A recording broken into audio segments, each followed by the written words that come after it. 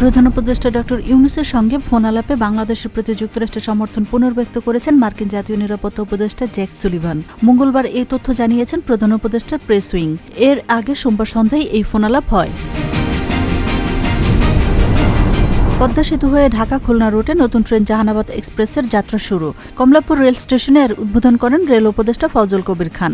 মঙ্গলবার সকাল ৬টায় খুলনা থেকে ৫৫৩ জন যাত্রী নিয়ে ঢাকার উদ্দেশ্যে যাত্রা করে ট্রেনটি।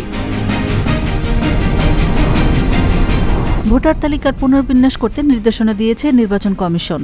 ইউনিয়ন, পৌরসভা এবং সিটি কর্পোরেশনের নতুন গঠিত এলাকার ভোটার তালিকা পুনর্বিন্যাসে মাঠ কর্মকর্তাদের নির্দেশ দিয়েছে সংস্থাটি।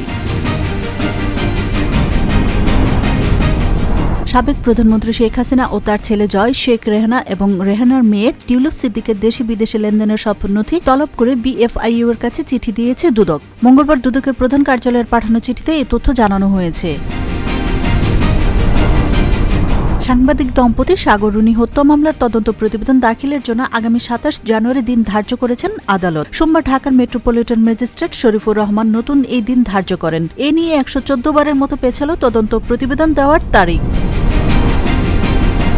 প্রখ্যাত ভারতীয় চলচ্চিত্র নির্মাতা শ্যাম বেনেগাল মারা গেছেন। বহুদিন ধরেই বার্ধক্যজনিত অসুস্থতা ছাড়াও কিডনি সংক্রান্ত সমস্যা ছিল তার। সোমবার ভারতীয় সময় সন্ধ্যা ৬:৩০টার দিকে মুম্বাইয়ের একটি হাসপাতালে তার মৃত্যু হয়।